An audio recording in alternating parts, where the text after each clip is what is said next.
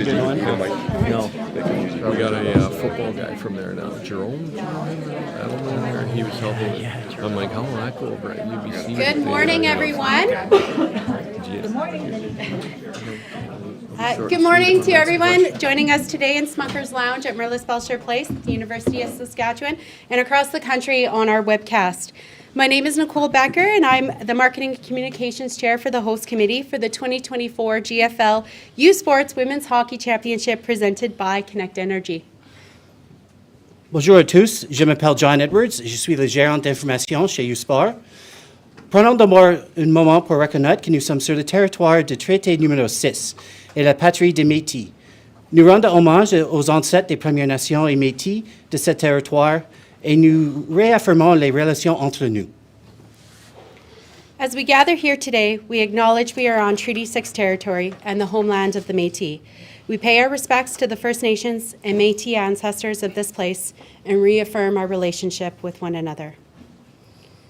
On behalf of the Host Organizing Committee, I would like to welcome the 8 head coaches of the competing teams vying for the Golden Path Trophy in 2024. I would also like to welcome Tyler Gore from GFL, the tournament's title sponsor, and Tim Kachuk from tournament's presenting sponsor, Connect Energy. Without the commitment of these two organizations, this tournament wouldn't have been possible. Au nom du comité organisateur ici à Saskatoon et du U-Sport, je tiens à accueillir les entraîneurs-chefs des 8 équipes qui sont toujours en liste pour le trophée Golden Path, qu'on peut voir ici. Je tiens à souligner la présence de Tyler Gore de JFL, le partenaire titre du tournoi, ainsi que Tim Kachuk de Connect Energy, le partenaire présentateur. Sans le précieux engagement de ces deux organisations, ce tournoi n'aurait pas été possible. Nous avons hâte de voir 4 journées remplies d'émotions ici à Merlis Belcher Place. On va prendre le temps ce matin de rencontrer les 8 équipes participantes et on va souligner les événements pour les spectateurs et familles pendant le championnat. Finalement, on aura des questions des représentants des médias qui sont avec nous aujourd'hui, ainsi que des téléspectateurs. We're looking forward to 4 great days of competition here at Merlis Belcher Place. Before the puck drops tomorrow, we'll take this morning to get to know each of the 8 teams competing. We'll also highlight some of the fan and family events occurring throughout these championships, and we'll open the floor to questions from those in the room today and on the webcast through the chat function. Joining John and I at the front are the head coaches from each team. From the Concordia Stingers, Julie Chu. UBC Thunderbirds, Graham Thomas. UNB Reds, Kyle McDonald. Waterloo Warriors, Sean Regan. St. FX, ex-women, Ben, and I'm going to screw up your last name, I'm sorry, Bartholomew. Toronto Varsity Blues, Vicky Sonahara. Montreal Carabins, Isabelle Leclerc. And the Saskatchewan Huskies, Steve Cook. Entering the tournament as the number 8 seed, host University of Saskatchewan Huskies boasts the Canada West Player and Goaltender of the Year in 5th-year Cameron Drever. Steve, can you talk about what it means to your team to host this tournament in one of the newest university facilities in U Sports? We'll just pass down the mics if we can. Yeah, for sure. Nick, did you want me to talk about Cam and about the facility too, or? Whatever you would like to say. Sure, for sure. I'll first talk about Cam.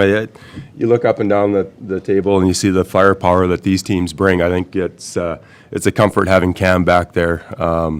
We've asked Cam to be the stalwart for our program over the last 3 years. I think we'll ask her to do it one more time for 3 days for us. So that's our opinion on Cam. I think, when we first opened this barn 5 years ago, Shannon, would that be right? Yeah. 4 years, 6 years, whatever. We don't count COVID years in here. So when we opened the barn, this was our vision when we first opened the place, that this would be a perfect hosting spot for national championship. And it doesn't always work. You try to time your bids for when your team is right and you have a veteran squad. It's fortunate for us that it worked out this way. But for us, we're just excited to host the country and to be able to show off the building. And like I said, I think this building is perfect for hosting events just like this. Now, although your team had an earlier than hoped for exit in the Canada West playoffs, how ready are the Huskies? Well, we're rested and uninjured. I think at this time of the year, I think that's a bonus. I just from history, you don't ever pick the path that you want to get to these tournaments. And I can think about back to 2 years ago, we went to Winnipeg one weekend, Calgary the next weekend, we went to BC the third weekend, and then the weekend following we were all the way out to Charlottetown. So I mean you go through playoffs and you deal with one game at a time, and that's sort of what we're dealing with here. And I think it's perfect for a weekend like this. I mean, you come into a weekend and you play one game and you figure out what you're going to do the next game. So it didn't work out the way that we planned, but it's what we got to deal with. So the Huskies will face the number 1 seeded Concordia tomorrow night at 7 p.m. Turning to Concordia, they finished 25-0 and is led by Olympian for the U.S. women's hockey program, Julie Chu. What contributed to your perfect season? Yeah, and I think for me, sometimes, no offense, when I hear perfect, I'm like, ooh, that's a tough word because we're beyond not perfect, right? And I don't want our players to think, and I don't want myself to have to think that I have to be perfect to be successful. So we talk a lot about that, and yeah, it was great that at the end we had a record of 25-0, but our focus really was just one game at a time. And at some point, someone was like, "Oh, do you realize you're undefeated and 13-0?" I go, "Man, I don't even know how many games we've had. It's a blur." I just know that we finish a weekend and we come away with it knowing what did we do well, what do we want to get better at, and then who are we playing the next weekend and what's our focus there. And I think that's something that was set and a tone that was set by our players many years back where we became very national focused. At the beginning of the season, we talked about our goals and we talked about, I want to get to the national championship game. I want to get to the end. I want to get to this. And then they realized they had been talking about it so much that they missed the season and they missed the proper steps that you need to get there. So that was something that became a part of who we were in our culture probably 4 or 5 years ago. And then we've decided to really keep it on that focus as much as we can. You're still human, so we still look at the end, but coming back to what are we doing on a daily basis that's going to help us be successful today and hopefully build our foundation for the next day. The Stingers' name is on the Golden Path Trophy recently. What can the 2024 team take away from that recent success on the national stage? Yeah, I think like everything, we build off of what we've accomplished in the past. So for those players that live that, they're going to build off of it. For those players that lived the loss last year, they're going to build off of that. And those that weren't a part of our program are going to build off of their experiences. So I think for us, the great thing is when you have a veteran experience, a veteran crew that has experienced nationals, at least they know what's the rhythm of going to a hotel, being surrounded by other incredible teams and athletes. This is my first press conference like this, so sitting like this in front of the press conference. But those kind of help because we've been there in those aspects. But like anything, this is our new team, and that was really important to us in training camp is to make sure we weren't stuck in last year, make sure we weren't stuck in the previous years, but what are we going to do this year with this group that's different? And we're starting from our foundation of our culture and our beliefs, but we have to make sure we live that because otherwise they're just words. And that's something I'm really proud of is from training camp moving on, we were building our culture, that was our foundation, and then we really were building from there. But I think it's just what are our past experiences that we draw in any case. For us, we're lucky to have gotten a chance to win that. And I know that all the 8 teams here are fighting for it. So it's going to be tough, and we've got to be ready to meet a really tough Saskatchewan team on Thursday. And last question for you. I want you to tell us about who you've brought with you today. Yeah, so I've Emmy Fecto is with us today. She's a captain of our team and a warrior, and she's in a TESOL program, so teaching English as a second language, and absolutely incredible at it. And you can tell because she comes into practice and she's talking about what she planned for her class that day and the little activity and how she runs it. And I have no doubt that she's going to be an absolutely incredible teacher. She's going to be an incredible coach. She was part of Hockey Canada's coaching program, mentor program, and really proud of her to be able to balance all of that this year, and I think we're really lucky to have her to lead us. But I think the thing I would say about her the most is she's a warrior, and every day at practice she competes and she battles. And if there's a practice she misses, you feel that, right? So we like it, and we love her competitiveness, and I'm grateful to have gotten a chance to coach Emmy. And Steve, who do you have here today? I got Kennedy Brown. Kennedy Brown is our captain. She's a fifth-year player for us. I'm glad that Julie talked about the academics because we have Kennedy's a perfect example of a student athlete for us. Where she's a pharmacy major. Are you graduating this year? Is that the deal? Where a lot of our normal athletes will take 18 to 21 credit units. Kennedy often takes 51 credit units in a year, and then being an elite athlete on top of that. So that's who we brought to represent us. The other quarterfinal on Thursday will feature the number 4 seeded Ontario University Athletics champion Waterloo Warriors and the number 5 seeded St. FX X-Women at 1 p.m. Waterloo finished with an 18-10 regular season record and have 10 players in either their 4th or 5th year of eligibility. Coach Regan, how will having an experienced team help the Warriors this weekend? Well, I think it's key in an event like this. I mean, it's our first time here. We're with some everybody here. I think has been to the U Sports Championships, so this is our first go at it, and having that veteran experience is great. It's a group that's won a lot in the past few years, and we finally got over the hump here, and are here representing the OUA as the first seed. So it's been outstanding. It's a group that's really works hard on and off the ice, and we're looking forward to the week. And can you tell us about the player you brought with you today? Yes, I brought Brooklyn Cole. She's our captain and our leader on our team. She's also a 6th-year player. She's a Master's of Kin student graduate, and she's the fire for our team. She's was one of the first recruits that I had here. She's just a true leader. You'll see her on the ice. She plays with skill and compete, and we're looking forward to having Brooklyn lead us this week. The X-Women finished with a 21-5-2 record in Atlantic University sports, and do have a Saskatchewan player on their roster in Amaya Gideer, a goaltender from Assiniboia.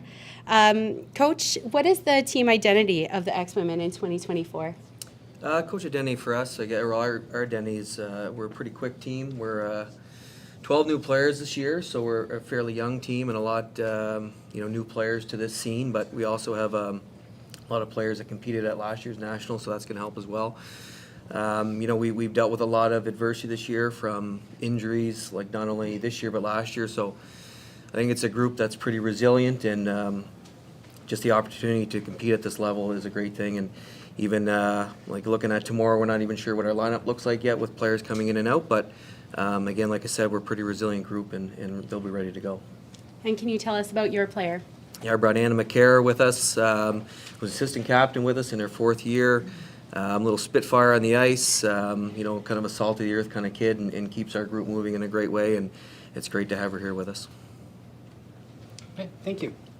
And Friday's first semifinal matches the Canada West champion and number 2 seed UBC Thunderbirds against the number 7 Montreal Carabins. Montreal finished with a 13-10-2 record in the RSEQ season, and the Carabins have won 2 U Sports titles since they were founded about 10 years ago, including their last in 2016. Coach Leclerc, what's the style of Carabin hockey? Our style, I think, is very responsible defensively. We pay a lot of attention to those details. And we work hard, and we try to use as much as we can our speed. But I think mostly I think we play with our heart. OK, et une en français. C'était pas facile pour les Carabins cette saison. Et avec une victoire in extremis, une triple prolongation nécessaire à confirmer votre présence ici. Qu'est-ce que votre équipe peut apporter de ces expériences à ces championnats? C'est vrai que ça n'a pas été une saison facile. Ça va être plus facile pour moi de répondre en français, par exemple. En fait, ça a été une saison avec aussi beaucoup de blessures. C'est la première fois, je pense, de toute ma carrière. On a eu 3 season-ending injuries. C'est la première fois que ça arrive, mais ça a fait en sorte que c'est devenu aussi une force pour notre équipe parce que nos joueuses qui ne peuvent pas jouer pour le restant de la saison, certaines le savent depuis plusieurs semaines, même mois, ont apporté vraiment quelque chose à l'extérieur de la glace, comme j'ai rarement vu dans toutes les éditions des Carabins qu'on a eues. Et c'est elles, je pense, qui ont apporté un esprit de ressentir ce privilège-là, de porter cet uniforme-là, de représenter aussi le RSEQ et le Québec ici au championnat canadien. Puis je pense que, justement, l'expérience de certaines vétérantes qui sont ici, on a justement notre capitaine. Moi, j'ai emmené Jessica Boulanger, notre capitaine, et Annabelle Faubert, une de celles qui a eu un season-ending injury, qui sont dans notre groupe de leadership. Ces filles-là ont participé à des championnats canadiens dans le passé. L'an dernier, on a reçu le championnat canadien chez nous. C'était notre rêve de remporter une médaille à la maison sur notre glace et idéalement d'affronter Concordia dans la finale. Malheureusement, on s'est incliné à la médaille de bronze, comme tout le monde le sait probablement. Mais je pense que cette expérience expérience-là aujourd'hui est payante pour nous parce qu'on a une expérience de championnat avec ce groupe-là qui est un peu plus jeune. Puis, on tente de ne pas se satisfaire de se qualifier pour le championnat canadien parce que, justement, de jouer avec la première équipe au pays dans sa conférence depuis quelques années, ça fait une saison qui est très difficile. C'est plus difficile d'aller chercher les victoires et quand on se qualifie, on le fait en 3e prolongation. C'était tellement difficile à gagner que ça devient un moment émotionnel très fort. Puis il faut faire en sorte que ce ne soit pas le highlight de notre saison, mais que le highlight, ce soit de se rendre ici puis de remporter une médaille. C'est vraiment ça, je pense, l'expérience qu'on peut retirer. Okay, so she said that they've had some challenges this year, especially some season-ending injuries that have made their season a bit more difficult, but that's brought them that's built a team spirit among the group, and they're proud to be here and representing Quebec. She mentioned that when you're playing in a conference with the first team in the country, it's not easy to get here, and certainly the win in triple overtime in the semifinals was an emotional moment that they'll build on for this weekend. Who did you? Yeah, well, we brought Jessica Boulanger, our captain, who's graduating in occupational therapy. Trying to find the names of the programs in English here. She's a 6-year athlete with us, just like Saskatchewan's player. And she's been a true leader. I think her and Annabelle Faubert, who's graduating in social work. They're both leaders. They have been for years, and I think they demonstrate our values and our culture, so I'm very proud to bring them with us today. Okay, perfect. Merci. Merci à vous. Yep. And the Canada West champion UBC Thunderbirds had a 24-1-3 record in the regular season and won 6 titles in the team's history. In conference titles, the T-Birds are looking for their first national crown. We have 2 Saskatchewan connections on the team, defender Kaylee Pepler from Saskatoon and Joelle Fiala, who's a forward from Clavette. Graham, what do the T-Birds need to do this weekend to get their hands on this trophy for the first time? Yeah, we're excited. Yeah, I mean, it's amazing a weekend of hockey to showcase some of the best players that we have across U Sport and the best teams. So it's definitely, as been stated already, it's a tough trophy to win. But we want to learn from our past experiences being here. But I think the big key is just staying loose, playing our game, and sticking to our process. And what do you take from being at the championships last year in Montreal? Just knowing that you can't take a shift off, and it was great for us to showed some resilience in our group to bounce back, to play a really tough Montreal team. We seem to find each other every Nationals, Isabel. Every time we've both been there, we always find each other. And just great competition, great matchup, and I thought it was great for our group to find a way to rally in that bronze medal game and pull through. That was a big win for our program, so we're going to try to build on that. All right, and maybe a word about who you've brought with you today. Yeah, Rylan McKinnon, a 6-year player as well, has been an absolute force for us. She's an amazing leader, amazing human being. Some of her characteristics are what we build on. Is like ever since I met her, I was lucky enough to coach her at the U18 championships with Team BC, and she's just always had a singular focus. She's just driven, determined on and off the ice to just keep getting better and to be the best at her craft, and that drives our group, that drives our culture, and she's a competitor, and so she just makes everybody around her better, and she's a true leader and has been an amazing back end, amazing defenseman for our program. Perfect. Thank you. The final quarterfinal sees the Atlantic University champion and the number 3 UNB Reds meeting the Toronto Varsity Blues at 7 p.m. on Friday night. Vicky Sonohara's Varsity Blues finished with a 17-1-8 record and last hoisted the Golden Path Trophy in 2021. Built with a group of senior players, what can the Saskatoon crowd expect from your team? I just wanted to correct that. I don't think we hoisted in 2021. Oh, sorry. Maybe 2001. Oh, okay. So no Sorry. expectations there. Wrong number. It's been a while then. Sorry. Thank you. No, that's okay. Yes. This just very, very exciting for our team to be here. 1 through 8. It's a battle. Every game is a challenge, and so for us, returning from last year and having veteran players that played. We have approached the season somewhat, as Julie said, one game at a time, because a lot of our veteran players just wanted to get back to nationals because disappointed with our first game loss last year. So it's been quite the process, and I think we've faced our share of challenges this year, starting in September with being stranded in a parking lot outside of New Jersey, with our bus driver losing his hours and playing spike ball at 2 a.m, basically. So just all kinds of great experiences that I think has helped build us to where we are today, and developed, I think, a lot of resilience. We had 2 challenging quarterfinal, semifinal series where both went 3 games, and both series we lost the first game.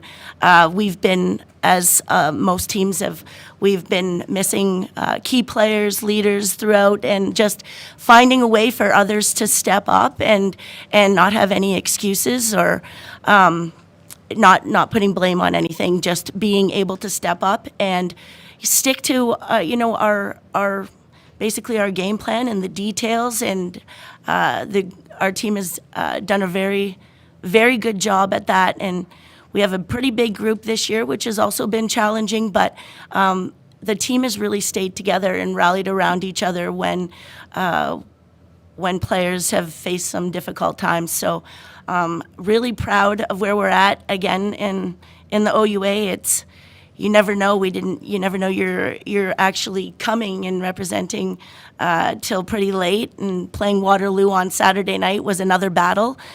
So just excited to see our team really enjoy the experience, but come out and play 60 minutes. And can you tell us about your player that you brought with you today? Yes, Taylor Trusser, our team captain, and as many captains here today, in her 5th year, if she could play 10, she would. Loves the game, and just came in, I think, a little bit concerned about academics, but has been an academic All-Canadian for the past 2 or 3 years. So just a small player, but the biggest heart, and she loves the game and wants the best for her teammates. And so just I'm excited that she has another opportunity to come to nationals, and we're going to be very sad to see her go, graduate from our program. We have 13 grads this season, and so it's a bittersweet year. Great, thank you. Returning to varsity status in 2018-19 in Atlantic University sport, the UNB Reds quickly have made their mark, winning 2 Atlantic titles. Bailey McMaster, a forward from Regina, is on their roster. Coach, how does the quick success and experience help the Reds this weekend? It's a great question. I think, over the past 3 years where we've been fortunate enough to get to the national championship, it's been a great building block for our program. And, when you look at the quick turnaround that we've had, like you said, Sarah Hillworth's done an incredible job building this program. We've had great recruiters in Corey Williamson and Brian Tolles that have helped kind of compile this great roster that we have. You mentioned your interim replacing Sarah Hillworth this year. How has your team handled that transition with her being off on leave this season? I think the players have done a phenomenal job. When we got together this fall, our objective, our goal was to be the most improved team in Canada. That goes for myself as a coach as well, with the interim status. So I think that we've used a lot of different moments of adversity throughout the year to improve as a group and to come together and become that much more close-knit. And can you tell us about your player that you've brought with you today? Fortunate to have third-year psychology student with us, our captain, Peyton Hargraves. Peyton has a relentless work ethic, and she's a great leader for us in the classroom and on the ice as well. Great, thank you. I'd now like to open the floor to any questions to those in the room or on the webcast. So for those in the room, just raise your hand. And for those on the webcast, please place your questions in the chat, and we have someone monitoring to be able to ask the question in the room. Maintenant, on va prendre les questions dans la salle ainsi que sur l'Internet. Pour ceux qui sont ici, levez vos mains et indiquez votre nom et affiliation. Sur web de diffusion, posez vos questions dans la fenêtre de discussion et on va les demander ici. Yes, Scott. This one's for Steve. After so much anticipation, what's it like for the week finally here to host for us? Well, it's, do I need a mic? Yeah, we Coaches usually don't need a mic. The webcast Yeah, it's the- needs a mic. Sorry. Yeah. Journalists who do. The webcast, sorry, Steve. Well, I mean, it's been a long time waiting, as you know. We took a little time off, came back. I'm not going to lie to you, we got our egos bruised, that's for sure. Spent the first week just getting back to moving the puck and getting some enjoyment back into the game. I mean, not going to lie, right? It was a little bit of a sting. So, we've had pointed practices for about 10 days now, and I think, I don't know, I won't speak to Brownie, but things were getting a little bit feisty on the ice. I think we're just ready to face somebody else. Steve, just for you, what kind of did you guys do for the 10 days of practice you were seeing? Yeah. Was there a lot of scrimmages, compete drills? Like, how did that look? Well, fortunately, our coaching staff knows a lot of people that were in this situation where they were hosting and lost out early. My assistant coach also is a coach with the Blades, so they talked to Hilty. Hilty, when we hosted in, I can't remember what year it was, I think they had 57 days off between when they lost out to Everett and then they hosted Memorial Cup. So we touched base there, talked to Fraser Minton, who hosted when he was within Kelowna, Kamloops, one of those teams. I had my assistant coach from years ago come back and address the team the other day.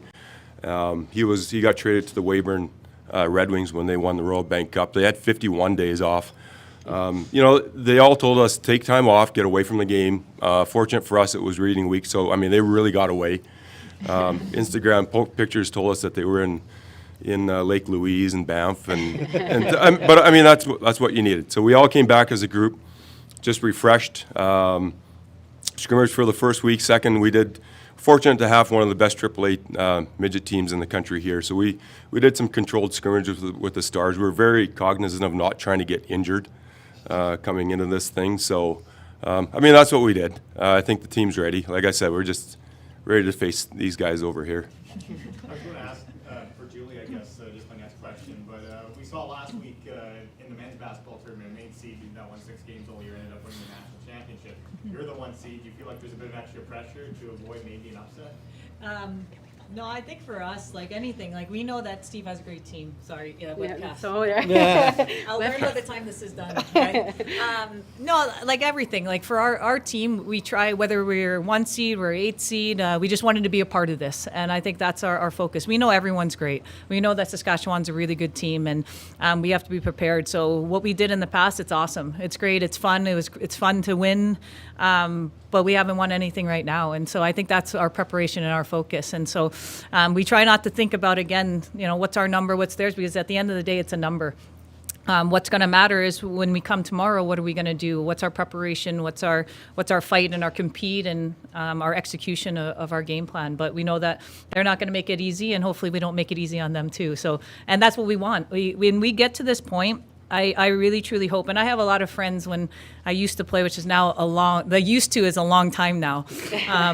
But you still want people you care about to play their best hockey, right? Against you. It could be against you, but you want a great hockey game so we can walk away and you don't have regrets, whatever it happens. And I think that's a big part of this, and I hope that's what everyone walks away with, is that, yes, there's going to be disappointment this week for whatever, but that there's not regrets, and hopefully within that there's a lot of excitement in it, and that's what our team is focusing on.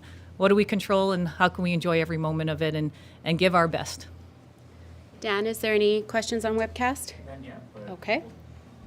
Yes. This is for Sean. This is from one of our players, Patron. This has been the most successful year in Waterloo women's hockey history. What does this mean to the team, and what has the support been like from fans and alumni? It means everything to our program. We've been building for an OUA championship and coming to nationals. We're hosting next year, so it was very important for us to come to get a spot in the nationals this year, so we're not just kind of sneaking in the door next year. So, and it's our alumni has been outstanding. They hosted some dinners for us before we left.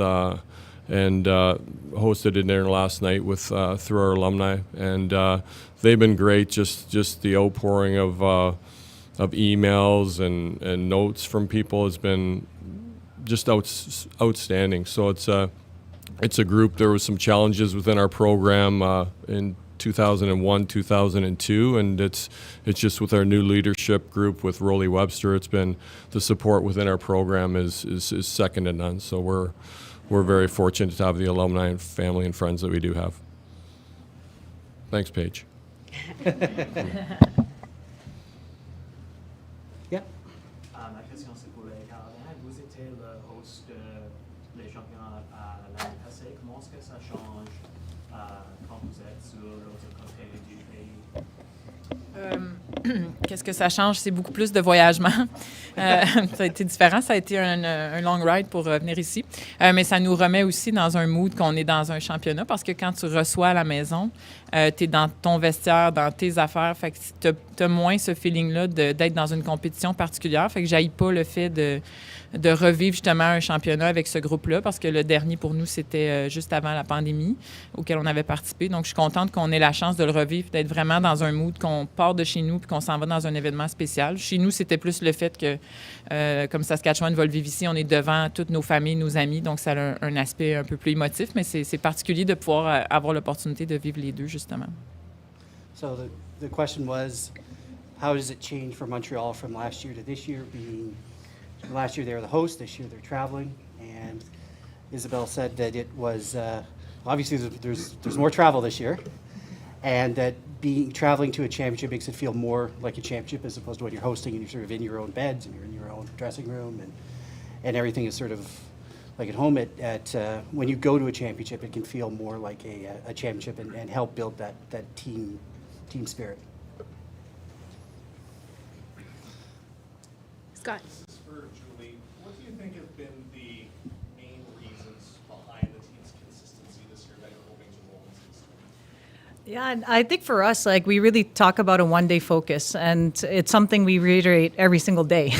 And I think we can set our goals and we can set our vision as a team and put it down on paper, and that's what we do, in the spring, over the summer. We do it again at the beginning of the season, but do we live it? And I love the fact that our players, they lived it every day, and our staff as well. And we talk about it all the time, but I love that I'm sitting up here, but as a coach, we really don't have that much control at some point. Like, I can have the best practice plan, or we can have the best practice plan. If our players don't choose to go out and work and to execute, it's not a very good practice. And so our players, they took hold of this. We have an incredible leadership group that really took hold of it. And it doesn't mean that there weren't challenges. It doesn't mean that they didn't fight like sisters at times. Like, we're not perfect. And hopefully everyone knows that. But they had the resilience, and they also had the courage to make sure that if we'd hit adversity in different ways, and adversity looks a lot of different ways for student athletes, for people. And so when we did hit those moments, were we willing to work through them together and stay connected? And that's what the team did. And so I'm really grateful for that. I'm grateful for people's contributions into our culture of team first. And yes, I know it's a catchphrase for a lot of people, but for us, we live it. We live it in our efforts, and we try to honor people for what they bring. Not only those like Emmy that plays in every scenario and is an all-star, but players that might be out of the lineup or have more limited minutes. Everyone has a lot of value on our team, and we try to give them the love and the support and the care in the same way that we would anyone else in our program. Okay. Oh, yes. This question's for Ricky. I was just wondering what's something you guys have kind of, you've been to nationals in the past, what's something that maybe you guys learned from there that you guys can apply here? I think the biggest thing that we've learned is that we don't focus on anybody else but ourselves. I mean, we come here and we play teams that we haven't faced all season. And so, yes, we can watch our video, and pre-scouts, but really important to stick to our details and things that we can control. And also really enjoy the moment. And I think that's something that we tend to get too focused on, situations, but really enjoy every day. Even, the first practice, we got on the ice and were able to skate in this beautiful facility. So just really take that in. It's an honor. It's such an honor for us to represent the OUA and our school. To appreciate and stick to our game plan. Maybe more for any of the coaches out east that can comment, but noticing, after New Year's Day here in Canada West, you could kind of feel the hockey was a little more physical and starting to maybe mimic the PWHL and some of the rules. Do you guys feel that maybe picked up from the New Year's Day in terms of physical play, and then maybe are there some of the rules that you'd like to see bounce down to Canada or to the new sports level? I think that's a great question. With us in the Atlantic University Sports Conference, I feel like the officiating did a great job this year in terms of setting a standard, and there was no real guessing as to what was a penalty, what wasn't. So I think when you have that, which we did, it allows you to have maybe a bit more physicality because you kind of know what is going to be called and what isn't. So I think we had a pretty good standard that way, and it allowed us to kind of stay along that line and not cross it. Anybody else want to take that one? No? The refs are watching. You won't be fined. Dan, any questions on webcast? No? Okay. All right. Do you want to do French first? Yep. I think that brings that part of it to a close. Merci à tous pour votre présence. Les représentants des équipes seront disponibles pour les interviews individuelles après quelques photos ici. Le championnat de hockey féminin GFL du sport 2024, présenté par Connect Energy, s'amorce ce soir avec la Gala des étoiles canadiennes. L'action commence demain à 13h avec Saint-Evex contre Waterloo et suivi par les hôtes de l'Université de Saskatchewan contre Concordia à 19h. Les matchs de jeudi et vendredi après-midi mettront en vedette le programme des étoiles de Sasktel avec beaucoup d'élèves dans l'aréna. Donc, beaucoup d'élèves, beaucoup de bruit. Le Viterra FanFest donne le coup d'envoi au plaisir jeudi avant le match des Huskies. Et l'horaire pour le tournoi et tous les événements sont dans vos trousses d'informations. Forfait pour le tournoi et billets unitaires sont toujours disponibles. Visitez huskies.usask.ca/see them, be them pour obtenir vos billets. Eh bien, c'est l'heure de voyez-les, soyez-les. All right, thank you, everyone. The head coaches, player representatives, members of the host committee, sponsors are available to speak one-on-one. The Huskies do start practice at 11:30, so they will be available at 12:30. The 2024 GFL U Sports Women's Hockey Championship presented by Connect Energy kicks off this evening with the All-Canadian Awards Gala at the Reme Arts Centre. Puck drop on hockey action begins tomorrow at 1 p.m. with St. FX and Waterloo, followed by the Huskies and Concordia at 7. Thursday and Friday afternoon games will feature the Sasktel School program with around 1,600 local kids in attendance cheering on the teams. Then the Viterra Fan Fest kicks off. Excitement prior to Thursday night's Husky game at 5 o'clock, featuring family-friendly activities, face painting, bouncy houses, and hot dogs for kids under 12. A schedule and activities surrounding the games can be found in your media packages. And tournament packages, single game tickets are still available. Visit huskies.uss.ca/see them, be them to purchase.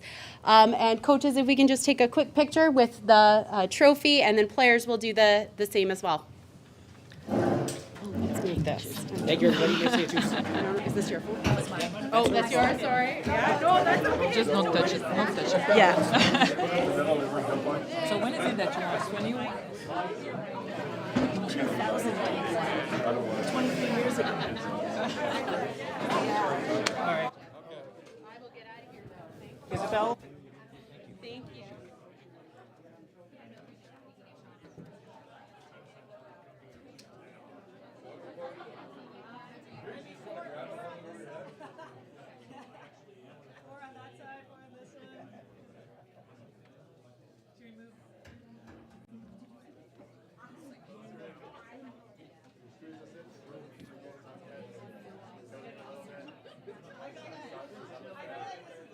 I got the awkward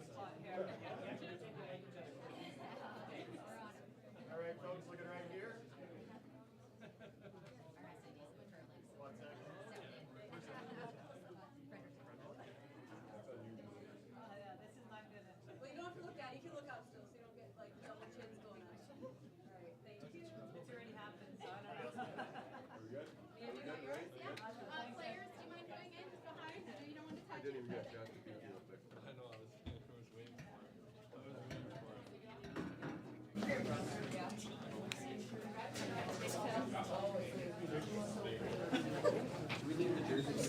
Yeah, put them up at the banquet tonight, and then It looks like this is the full year last year. And then in front of the banner. I can put it now, I got my.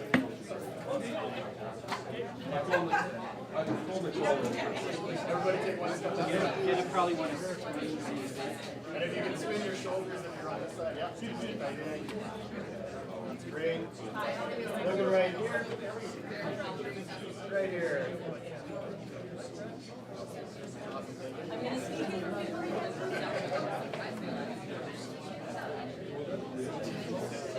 We are right